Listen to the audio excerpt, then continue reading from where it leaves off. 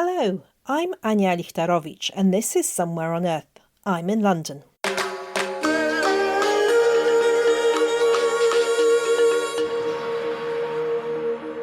It is Tuesday the 7th of April 2026. Welcome to the Global Tech Podcast. Coming up today.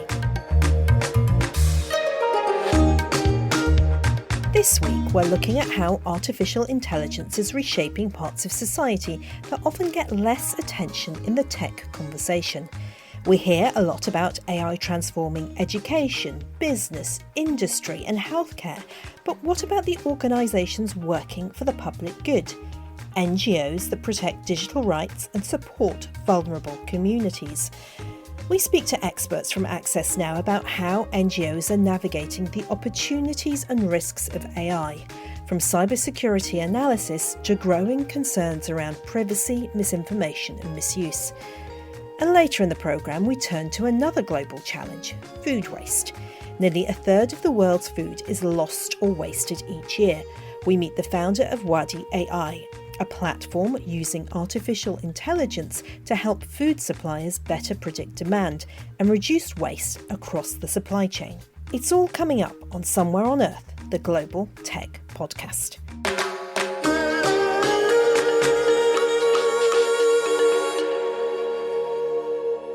We hear a lot about how artificial intelligence is transforming education, business and industry. But what about the NGO and charity sector, where the work often involves highly sensitive information and vulnerable communities?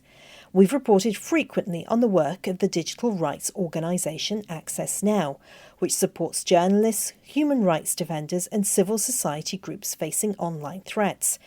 As AI tools become more widely used, these organisations are beginning to see both the opportunities and the risks, from helping small teams analyse complex cybersecurity threats to raising serious concerns about privacy, misinformation and misuse.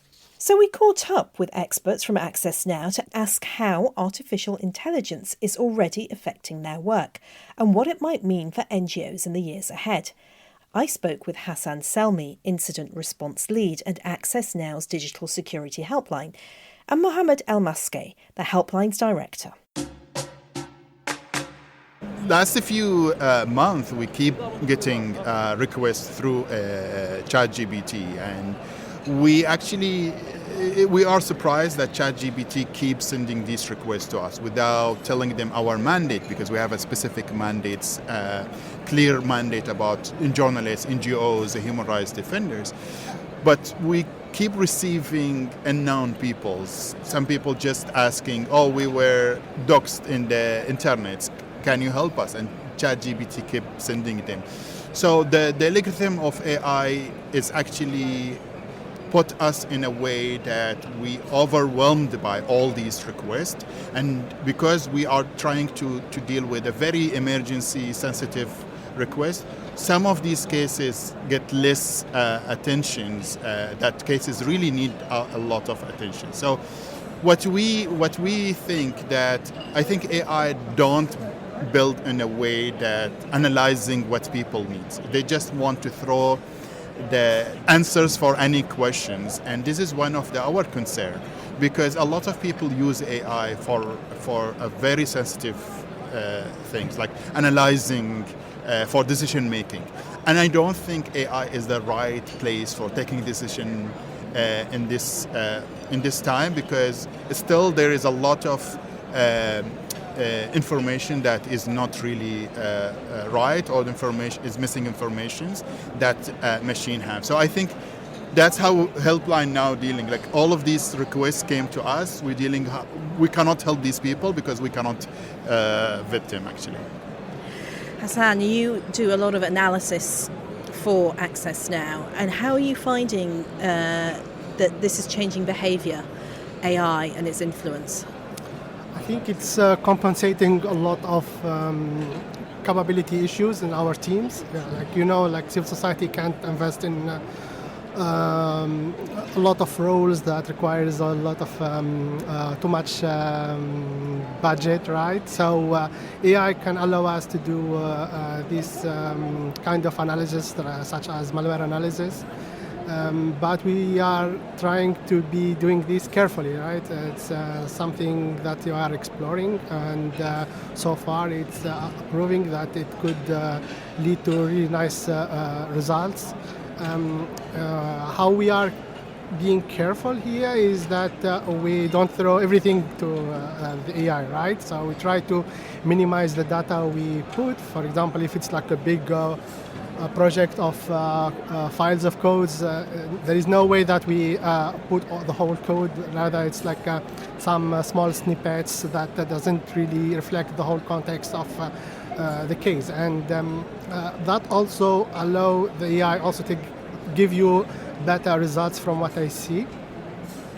And the results that we get from the AI, we still can really also analyze it, right? So we don't just throw it to the client or to our colleagues. We try to get the best from it and confirm that it's right, and we use it to get our cases moved forward. Your use of it is quite mixed, probably. Some good, some bad. So, Mohammed, tell me what next when it comes to AI and Access Now. We have a lot of discussion internally in Access Now about how to use AI. Do we use AI? When we use AI? One of the discussions that is that how we can actually help NGOs, because let's be honest, we cannot tell people don't use AI. That's not realistic. People will still use AI. Now, how we can help them to use AI in a secure way. That's the main things that the helpline is trying to do. Because there is a lot of platforms. We cannot tell people don't use these platforms because there is a platforms, still people will use them.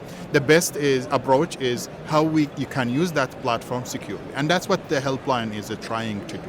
Now we're trying to tell the NGOs and trying to even humanitarian now organization using AI to analyzing beneficiaries, share less information, work on the privacy settings on AI, trying to understand how AI can take that information and look about privacy, because at the end this is important. So that's what we are trying to do. Even in there is no one opinion about AI, to be honest. Even with a lot of discussion happening, no one, like, there is a lot of AI is local host. There is a lot of AI encrypted. There is a lot of and the question is which one we use, which one is better, how will we use it, what information we share, how we trust the information, because at the end sometimes AI also give you information that is not true, right? All of these questions we need to ask ourselves. The coming 3 years, I think it will be really intense to people with the AI. A lot of NGOs will use AI. A lot of people, to be honest, their jobs will be taken by AI. So we need to be very careful when we implement this and how we implement it in our work, especially in the NGO side, because there's a lot of sensitive information being shared. I think the AI will allow threat actors to get more tools and more capabilities. It could accelerate the creation of these malicious tools, even with all the safeguards that could be put in place by AI providers. They still can social engineer it into like delivering really good and very effective malwares, for example. And I think there is an issue here that should be checked, or otherwise with what we are seeing of advancement and development in AI, we can get really tools that we can't really keep pace with it, and how we can analyze it or how we respond to it. So there is a threat here. There is a threat about also the data that's being collected. People are throwing everything inside these informations, and we really don't want that this could be used against them in any way or profiling them. So the future, it doesn't look very optimistic from what I see. So caution, caution, caution. It sounds as though that's what you're advising. Thank you both for joining us here on Somewhere on Earth. There'll be more from Mohammed in the Pod Extra version of the show.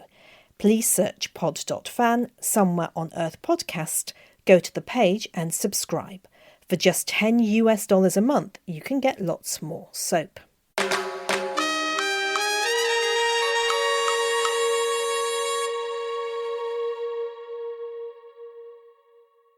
Globally, food waste is becoming one of the biggest sustainability challenges in the food system. According to the United Nations Environment Programme's 2024 Food Waste Index report, the world wasted about 1.05 billion tonnes of food in 2022, which is roughly 1/5 of all food available to consumers. The problem also has a major environmental impact. The report estimates that food waste contributes between 8 and 10% of global greenhouse gas emissions. That's almost 5 times more than the aviation industry. Restaurants are an important part of that system. Industry benchmarks show that restaurants typically waste between 4 and 10% of the food they purchase, often due to inaccurate demand forecasting and inefficient ordering processes. These inefficiencies often start earlier in the supply chain, between farms, suppliers and restaurants, where decisions are still made using fragmented communication like phone calls, emails or messaging apps. That's exactly the challenge WadyAI is trying to solve. The platform connects suppliers and restaurants through a single digital system that collects order data and predicts demand. By helping suppliers produce and deliver based on real data instead of guesswork, the goal is simple: reduce waste across the entire food supply chain. Hello, my name is Asad Al-Hashmi. I'm the founder and CEO of WadyAI. So tell me about WadyAI. What is it? So basically, 40% of the global food is wasted, and we are here to solve it. So Wadi is the first AI operating system that's built for the food suppliers to let them manage all the orders and to give them the right demand about the demand of any country that they are participating in. And when they have the demand, they gotta know what or how much they need to produce. And when they know how much they need to produce, they're gonna produce based on the demand, not based on the CSV file.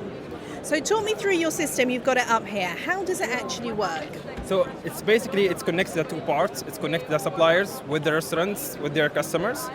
Before using our system, mainly a supplier, he received the orders through WhatsApp, through phone calls, through emails. And the problem with this is it's very headache, the first problem. The second problem is he is losing the most important thing, which is the data. So when you are receiving the orders in the data using those different platforms, you are losing your most important thing, which is the data, the data that you need. So we give them an operating system that's connected with the ERP. And now, instead of receiving the orders in 3 different channels, he can receive it all in one place. And when he receives it all in one place, now we have all the database that he needs about the orders, about the demand, about the customers, and everything, so on.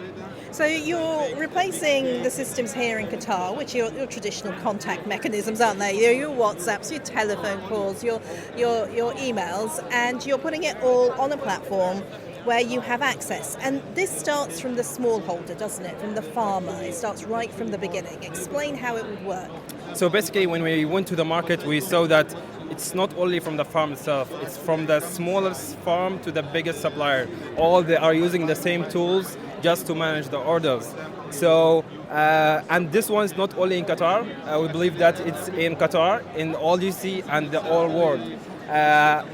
This system, this is $1.2 trillion market, and it's globally. And this problem is not only in the GC; it's worldwide. If you went to any other suppliers in any other country, just ask him one simple question: how do you receive orders? And I'm pretty sure that he's gonna tell you that I'm receiving orders through WhatsApp and emails, or also phone calls. And so I come to this, and what do I do if I'm, say, a restaurant owner? So basically, we go to the suppliers, we onboard them, we put their products, and the other part, which is the restaurants or the cafe or whatever your customer is, they have their own free application or their own dashboard. They can see now your all products. So instead of the products like as a PDF, now is fully digitized, and now you can see all your products. And as a restaurant, with one click, I can make an orders. I don't need to call you at the late 5 p.m. Tell you like, I want to order 100 kilogram of beef. I want 1, 2, 3, 5. No, with one click, I can make an order 24/7 at any time time I want.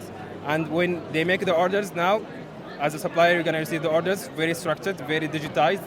There is no any mistakes that happen, because when like a system to a system, there's no any chance to be any problem with it.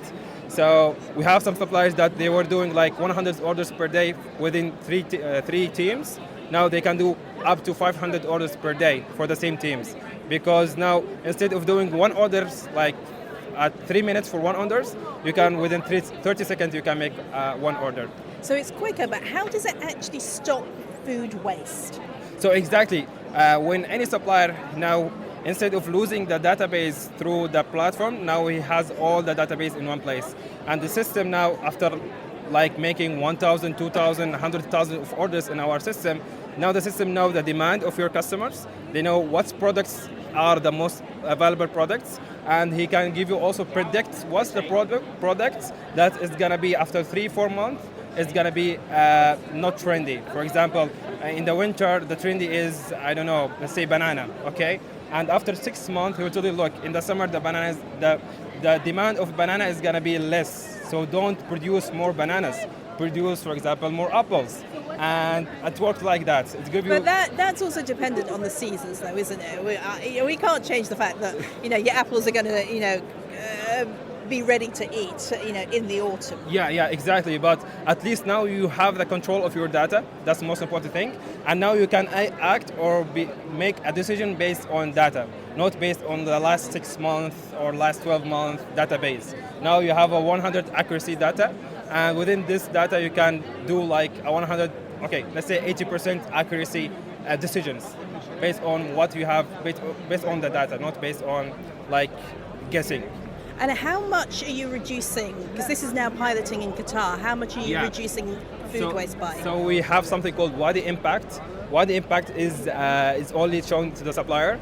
It shows to him how much you saved by using our platform. It shows how much food do you already ignore to waste based on the last 12 months. So I tell them like in this month you ignored 100 kilograms of waste because you did 1, 2, 3, 4, and so on. So it will give them an impact of what the impact that he does. I can show it to you right now, but yeah.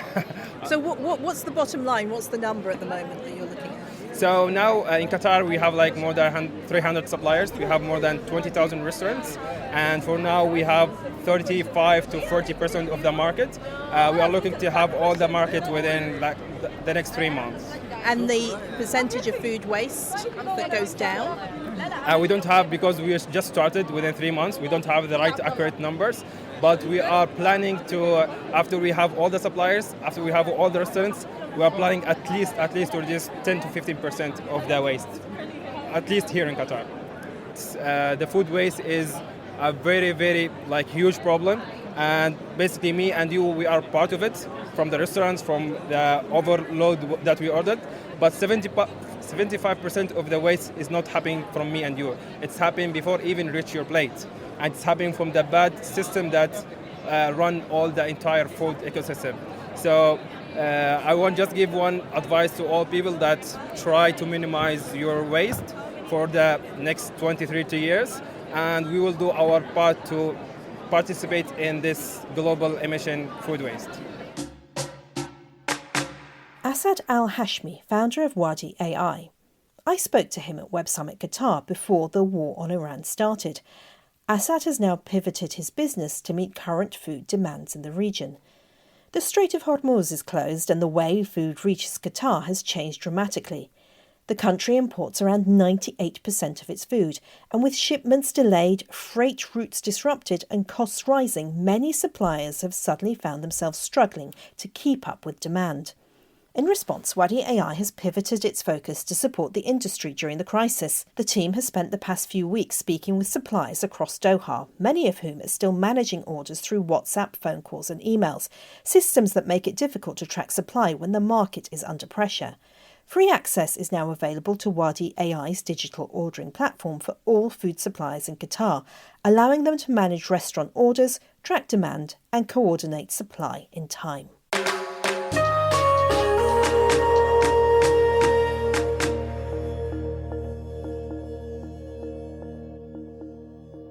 Now, if you'd like to contact us, then please email hello@somewhereonearth.co.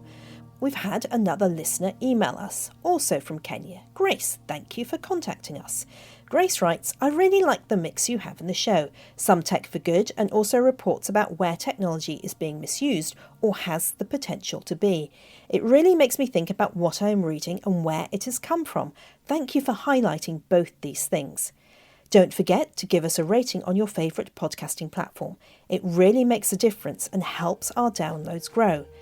The production manager is Liz Toohey and I'm the editor. Until next week, bye-bye.